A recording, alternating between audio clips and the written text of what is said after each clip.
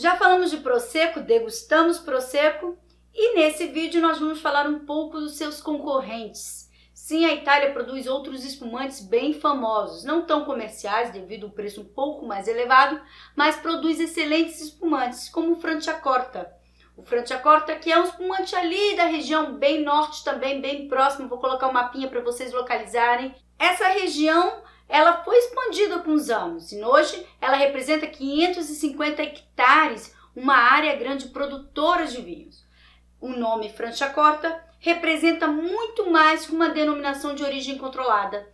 Quer dizer também um estilo de se produzir o vinho, uma região e, obviamente, o nome de um vinho. Você sabe que está tomando o espumante se tiver escrito Franciacorta DOCG, que é denominação de origem controlada e garantia.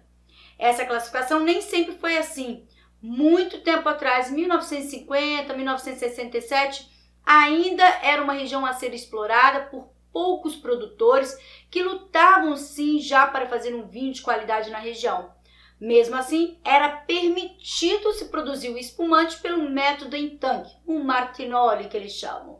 E foi exatamente nessa época que Guido Berlucchi lançou a primeira garrafa de Franciacorta. Foi quando o presidente da Itália designou a denominação de origem controlada Franciacorta. Até aí, se podia produzir pelo método tradicional, ou seja, a fermentação na garrafa, ou pelo método em tanque, ou seja, fermentação secundária nos grandes tonéis. Alguns produtores optavam pelo tanque por ser mais econômico, mas obviamente a grande maioria que buscava qualidade optava pela fermentação na garrafa. Mas alguns anos se passaram e chegaram os investidores na região, alguns produtores novos e, obviamente, produtores pequenos locais e alguns investidores que queriam plantar para talvez um mercado internacional mais forte. As uvas decididas ficaram entre Chardonnay, Pinot Noir e Pinot Blanc, Pinot Bianco para o italiano. Essas as uvas que mais se adaptaram, obviamente que a proximidade ali com as montanhas, a gente vai falar um pouquinho da região, influenciou bastante na escolha dessas castas. E, obviamente, o mercado internacional influenciou na escolha da Chardonnay e da Pinot Noir. Afinal de contas, o champanhe, que era o concorrente direto, era produzido com essas duas castas. Então, 1970, 1980 foram os anos realmente de investir na terra, de investir em melhor produto para ganhar um mercado mais importante. E foi mais ou menos em 95 que surgiu a denominação de origem controlada e garantia. O governo aumentou o padrão de qualidade desse espumante. E foi exatamente aí com algumas regras mais rígidas, com algumas determinações, e veio então um método de produção obrigatório na garrafa. Foi assim que Franciacorta hoje é conhecido como espumante italiano produzido exclusivamente com fermentação na garrafa. Método clássico, que é como eles escrevem no rótulo dos seus vinhos. Lembrando que a denominação de origem controlada é criada pelo governo do país, nesse caso aqui, a Itália. Mas, paralelo, se criam consórcios, ou seja, associações de produtores normalmente, ou de viticultores de algumas regiões, ou mesmo só o dono da vinícola, o investidor, para se colocar regras ainda mais rígidas e, obviamente, ter mais qualidade do seu produto. E o consórcio de Franciacorta colocava regras, então, mais rígidas do que a DOCG especificava. Então, a gente tem que ter muito cuidado, porque, às vezes, a gente tem uma regrinha que você não vai encontrar na DOCG, mas dentro do consórcio de Franciacorta, ela é exigida para você estar dentro desse consórcio, fazer parte do grupo de produtores de qualidade. A gente vai falar bastante disso na Espanha, porque nós vamos contar os casinhos que estão acontecendo na Espanha exatamente por falta desse controle da associação deles, e isso causa um problema na região. Aqui, Franciacorta, isso é bem rígido, tanto é que o espumante Franciacorta é caro no mercado, por volta de 20, 25 a 35 euros a garrafa. Se ele for um ano comum, se ele for safrado, chega a um preço superior ao champanhe, e são muito bem reconhecidos pela qualidade, pela excelente maturação da uva, pelo frescor, pela leveza, por ser um vinho magro, aromático e ao mesmo tempo bem vinificado. E isso obviamente se dá principalmente ao ambiente, ao clima que essa uva é plantada e colhida. Os vinhedos sofrem bastante influência do Lago Val Camonica, que está ali trazendo um pouco mais de calor, equilibrando pouco os invernos rigorosos e no verão trazendo um pouco de chuva com os ventos frios que vêm das montanhas, causando assim uma nuvem e chuvas que são importantes principalmente na primavera, já que a região, a gente diria que é uma região continental, ela não é bem próxima ao mar, e sim tem influência desse lago. É importante também falar um pouco do solo dessa região, vou colocar algumas imagens, porque é uma região com solo de areia, pobre em argila, mas também é formado por paredões de pedras, muitas pedras de tamanhos variados, e uma das características básicas da região são os solos originários da morena, de Franciacorta. É uma enorme riqueza de minerais que são diferentes daqueles derivados apenas de rochas ali encontradas. As videiras são plantas que vivem no mínimo 20, 30 anos, vão até centenárias. E obviamente essa raiz ela vai se descendo profundamente e ela precisa adquirir nutrientes características daquele local. É exatamente para ela mostrar sua expressão, o máximo das suas características e do seu potencial, que ela precisa de uma quantidade de material que seja rico em micro e mesoelementos, que são absorvidos diretamente pela raiz, mas em pequenas quantidades, nunca em excesso, nunca de uma vez só. E por isso que ano após ano, essas videiras mais antigas apresentam características mais interessantes para a produção de um vinho. Eu já falei da influência do Lago Val Camonica, mas a gente não pode deixar de falar também do Lago Isel e também das montanhas ali dos Alpes. Tudo isso influencia bastante na característica desse vinho, traz bastante frescor, traz um pouco mais de umidade devido ao tamanho do lago e obviamente o clima continental que a gente caracteriza a região tem um pouco de Mediterrâneo, tem um pouco mais daquela equilíbrio da temperatura nas estações do ano, ou seja, o inverno não é tão rigoroso devido a essa quebra do frio extremo com a água quente do lago e no verão é amenizado o excesso de calor também, com o excesso de água que tem, causando algumas nuvens na região e consegue assim então ter uma precipitação anual bem interessante, principalmente nas épocas de maior calor, que deveria ser uma época de muita seca. E isso é interessante também para conseguir ter videiras sadias. Óbvio que elas gostam da seca, mas a seca em extremo pode ser um problema, como acontece por exemplo, na Espanha, que você acaba tendo que fazer uma irrigação artificial. E você, numa região que tem essa precipitação, principalmente no verão, no início, antes de começar realmente a planta a desenvolver cachos, é interessante para ajudar um pouco ter uma planta sadia e de forma natural. Que é outra característica bem grande da Franciacorta e todo o consórcio, que é procurar ao máximo minimizar o dano ao meio ambiente e também fazer vinhos mais orgânicos e biodinâmicos, ou seja, o uso mínimo possível de produtos químicos, o mínimo possível de leveduras não originárias e todo um cuidado no plantio, na colheita e na vinificação. Ano a ano eles estão implementando e o consórcio tem todos os anos colocado mais regras, mais rígido, porque realmente quer mostrar as características do terroir, quer mostrar as características do espumante deles, sem tanto manipulação, sem tanta artifícios que possam alterar o estilo e as características do local. Isso é bem interessante porque obviamente faz bem ao meio ambiente. Então a gente vê aqui que a Europa voltou a ser mais rígida quanto a isso, deixando para o Novo Mundo, Austrália, Nova Zelândia, Brasil, todo mundo, Chile, Argentina, a fazer os manuseios mais químicos e mais de água e tudo mais. Eles procuram lá utilizar mais a natureza de forma mais autossustentável. Obviamente que isso encarece, né, o vinho no final, mas é uma forma correta de pensar no meio ambiente e no futuro. Depois de falar um pouquinho das características da região e desse espumante, a gente vai falar que, obviamente, dentro da produção você tem categorias, é dividido por qualidades. Aqui a gente não vai falar como na França, que você tem Grand Cru, Premier Cru, mas então eles dividem em categorias que eles colocam regras quanto também as uvas que podem ser utilizadas, assim também como o tempo de guarda desse espumante na vinícola. E o primeiro deles é o Franciacorta, basta esse nome, que quer dizer que é um espumante método tradicional, como a gente já falou, que passou 18 meses em contato com as suas leveduras ali na garrafa, naquele processo de envelhecimento antes de sofrer o degorgement, a retirada das leveduras mortas e ser comercializado. No total são 25 meses da colheita até esse espumante ir para o comércio. É muito tempo, são 2 anos, é coisa beça e isso encarece obviamente esse produto. E as uvinhas eu estou colocando aqui do lado, a gente tem que perceber que a Chardonnay é a rainha, obviamente na produção aqui, ela tem que ser a majoritária pelo menos com 50%.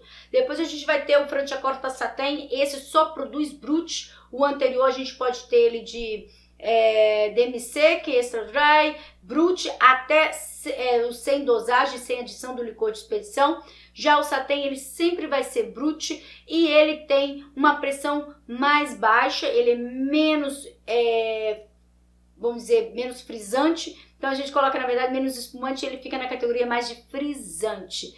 E ele só Brut. Então se você ler esse nome no rótulo, saiba que é um Brut, porque não necessariamente vai estar escrito Brut, já que todo Satin tem que ser Brut. E a gente percebe que ele também dá preferência para a Chardonnay, que deve representar pelo menos 50% do corte. É muito comum a gente ver Franciacorta com 90%, 80% de Chardonnay, ok? Fica bem atento a isso. A gente também vai ter o Franciacorta Rosé e esse sim tem que levar pelo menos 35% de Pinot Noir, porque afinal de contas é a uva que vai dar a coloração, eles chamam de Pinot Nero, e ela tem que ter 35% e a gente vai ter Chardonnay ou Pinot Bianco com 50% mais ou menos.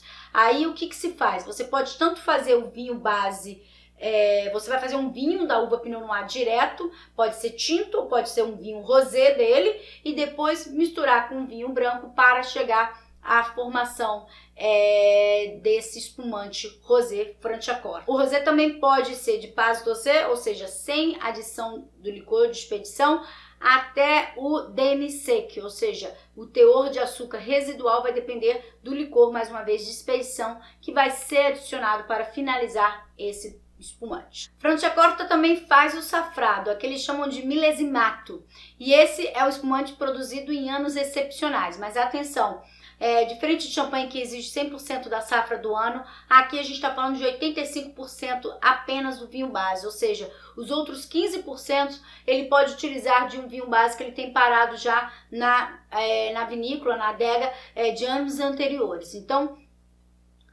é só mesmo um complemento, que na verdade eles vão procurar fazer o dobro desse vinho e deixar uma parte desse vinho guardado para outros anos, porque é um ano excepcional. Então é uma forma de você sempre manter um pouco mais de qualidade guardado também na vinícola. Então 85% do vinho do ano, da safra que foi colhida a uva. Preste atenção, são 37 meses para ser colocado no comércio, ou seja, 3 anos em 1 mês para esse vinho ser comercializado.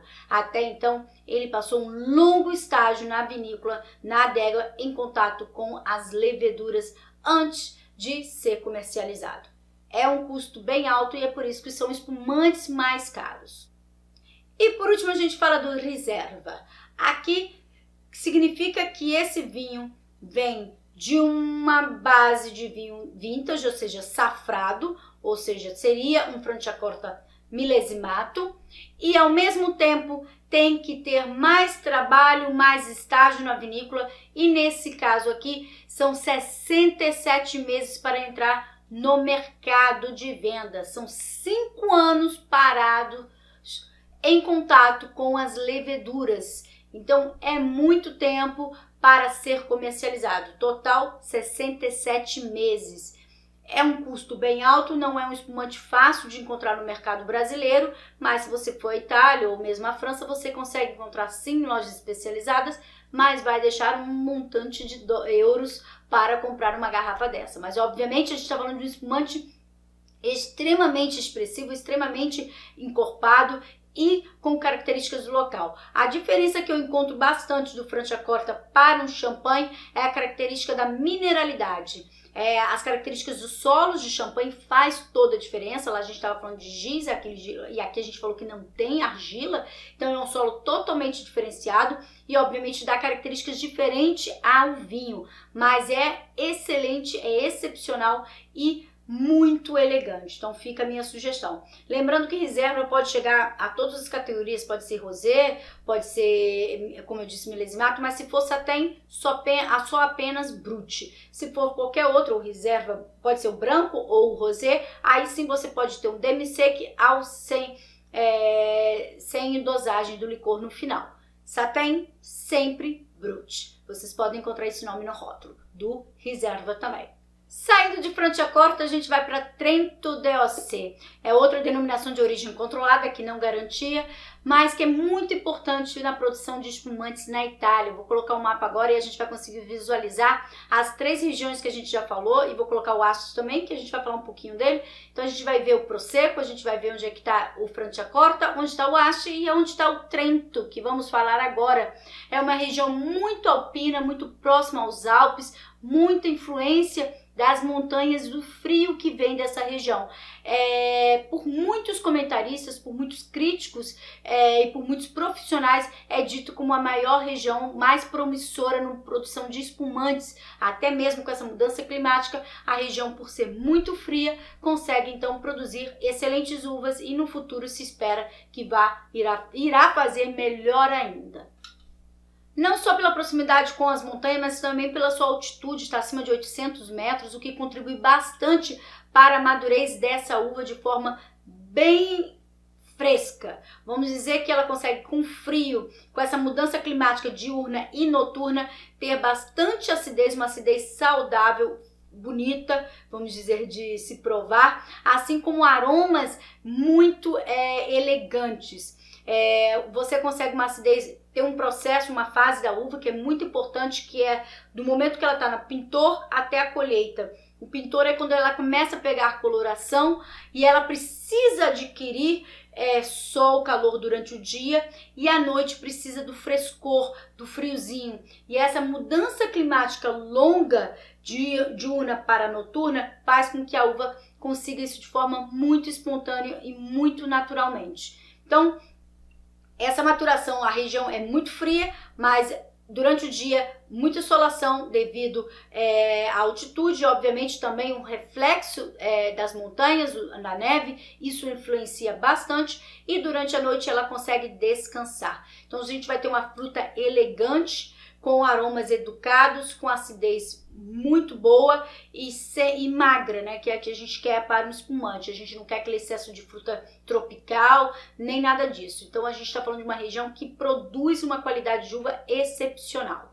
Eles chamam de espumante alpino, e as uvas, obviamente, não poderiam ser as mesmas de champanhe, ou seja, Chardonnay, Pinot Noir e Meunier, mas a Pinot Bianco. Então aqui realmente se busca as características para se produzir um espumante de melhor qualidade e, mais uma vez, método clássico obrigatório para os espumantes. E é daqui que sai anualmente alguns espumantes para campeonatos mundiais de qualidade com champanhes. E por 2 anos, 2015 e 2017, um espumante de Trento DOC ganhou como melhor produtor de espumante do mundo, batendo casas como Viuve ficou.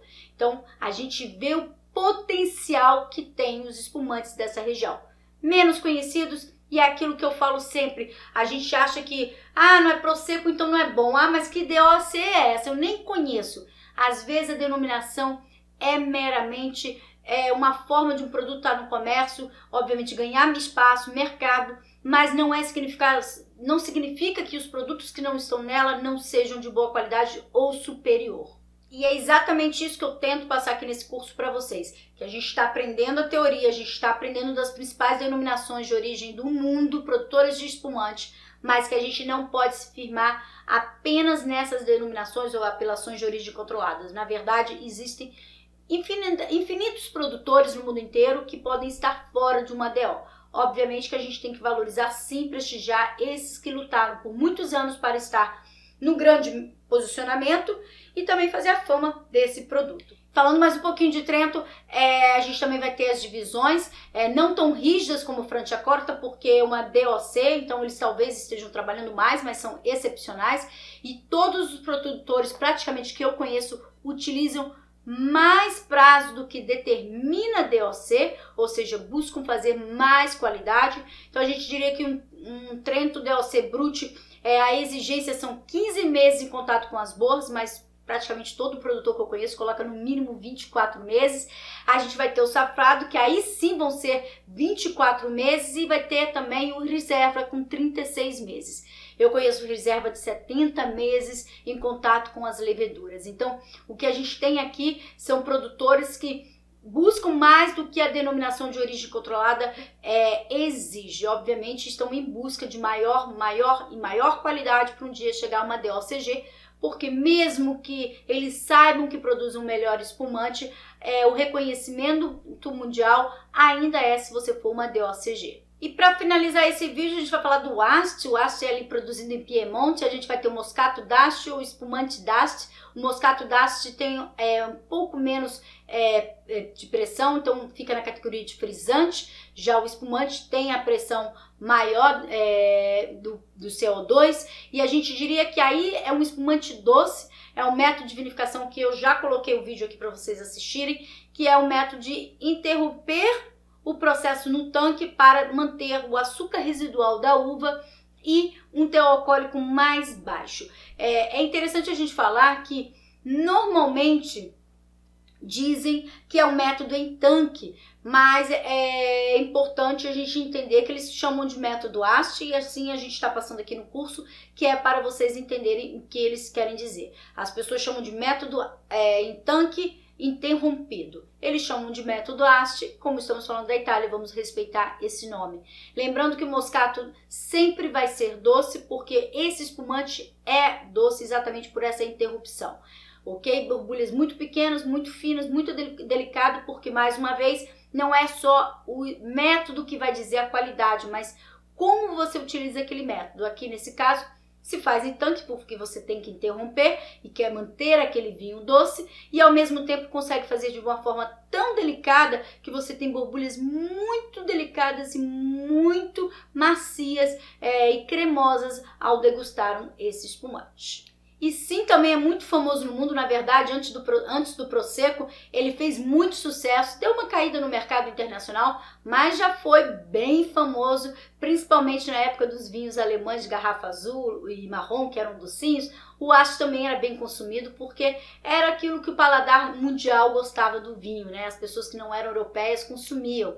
Depois as pessoas foram aprendendo a degustar um vinho seco, um espumante mais seco, Brut, Nature, onde chegamos. Hoje nem processo de engorgement temos ainda ele turvo dentro, e esse espumante foi caindo um pouco de paladar, mas obviamente é muito reconhecido na região, principalmente para harmonizar com os seus alimentos locais, principalmente tradicionais. Isso a gente vai falar lá na aula de harmonização, mas só para deixar aqui claro o porquê ainda se produz, porque é um clássico, nunca se vai deixar, é um DOCG, é uma denominação de origem controlada e garantia, e eles não deixarão passar isso por questão de modismo, até porque a DOCG ela tem isso rígido quando ela cria, que ela exige a uva exatamente para proibir que a modinha do momento ameace bagunçar com a denominação de origem, alguma apelação de origem controlada. Essa é uma das razões pela qual os regimentos são tão rígidos com os produtores.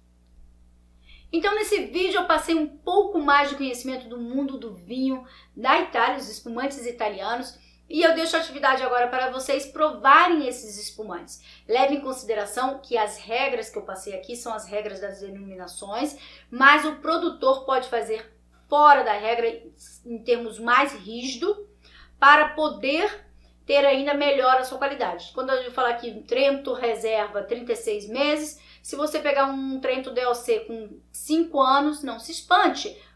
Ele não pode fazer menos do que a legislação exige, ok? Então a gente tem que praticar. Agora chegou a hora de provar muitos espumantes e começar a colocar em prática. Providencie um Franciacorta, providencie um Asti, providencie um Trento e vá experimentando um a um e chegando à conclusão de o que você identifica, qual a diferença de um para outro.